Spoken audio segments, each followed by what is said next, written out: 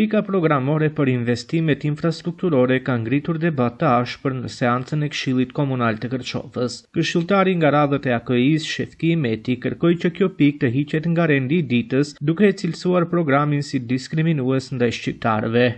Duhet të rishikohet edhe mënyra ndarjes së mjeteve për financimin dhe ndërtimin e mirëmbajtjes së infrastrukturës. Edhe pse është një projekt fantast, përsëri kemi një ndarje me mjeteve të mënyrë të njëjtshme.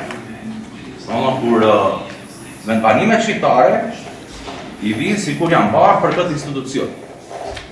Kushtimisht do ndalet e ndërtimi dhe rikonstruimi i rrugëve dhe rrugicave lokale në vendbanim.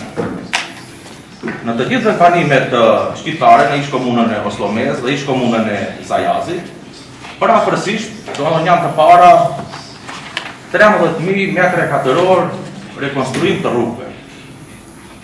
Edhe ata shatra, i kemi të përfshime sa për syefaqe, me ka 300 metre katëror, me ka 200 metre katëror, gjithë Zajazin e kemi 1000 metre katëror, duke paraparë sa që kemi 3 shatra, dhe komuna ka paraparë se në këto anë, në fshatin Kollar, Cërvic, Kolivar, Mahmute, Kalish, Berikov, ka 0 investim.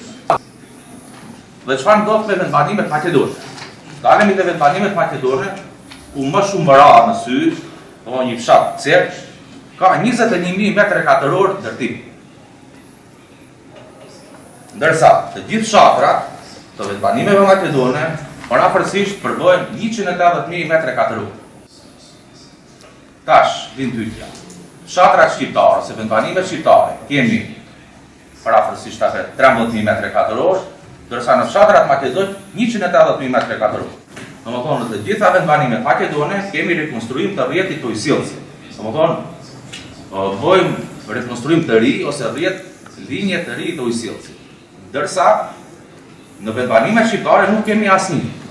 Dhe kemi nda në 2 fshatra, fshatin Garana dhe fshatin Drogomish Para, nga 1 milion denar për të rregullu rezervaret e ujit. A faktikisht, ish-komuna Oslomez, ajo pjesë ka problem serios me ujtin. Jashtësinë së verës dhe kur punon termocentrali Oslomez, të gjithë fshatrat vdesin pa ujë. Në anën tjetër, përfaqësuesi i komunës së Kërçovës deklaroi se projektet e përfshira në program janë hartuar mbi bazën e kërkesave të basive lokale dhe si të tilla janë përfshirë në planin e investimeve. Имахме ovde sastanak od населените места от градов и аз лично ги разгледував преку 82-3 населени места со документ доставија кај нас што им е приоритет. Одговорно тврдам дека од сите населени места се што се побара во оваа програма се стави без исклучок, значи. Ако сметате дека нешто плюс треба да се стави во интерес на цело население, предпоставува ќе претрпи и во иднина промена или дополнување оваа програма. Значи, сакам да кажам дека третирани беа сите населени места буквално подеднакво. Këshilltari i LSDN-s Stevo Stefanovski propozoi formimin e një grupi punues i cili do të analizonte se ku janë realizuar investimet infrastrukturore në të kaluarën. Не знам дали сите колеги сме биле во сите райони на општина Вакичево, дали северен регион, дали јужен регион. Мислам дека досега беше дискриминиран јужниот регион, кај што претежно македонско население и никогаш немаше спомнато за зашто не се гради таму, зашто се гради ваму. Сакам да кажам или да предложам, ајде да направиме една работна група да се види што е асфалтирано, каде е асфалтирано, каде е вложено во претходните години наназад. Duke reaguar ndaj këtij propozimi, këshilltari i AKI-s ritheksoi se ndarja e mjeteve për investime në vendbanime duhet të bëhet në bazë të numrit të popullatës që jeton aty. Nuk e kontestoj dhe nuk e di se janë vendbanimet maqedone.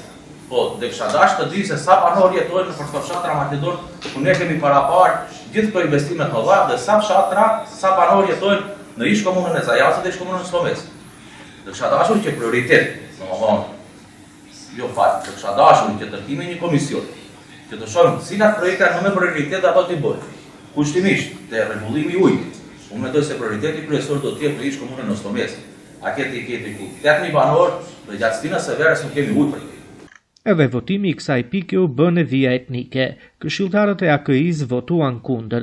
2 këshilltarët shqiptar nga koalicioni Vlem votuan të përmbajtur, ndërsa shumicën e nevojshme për miratimin e programit e siguroi kryesuesi i Këshillit Komunal Ajhan Sulkovski, i cili së bashku me këshilltarët Maqedonas nga VMRO DPMN dhe LSDM votuan pro. Me këtë votim, programi i investimeve infrastrukturore u miratua ashtu siç ishte propozuar nga Komuna e Kërçovës.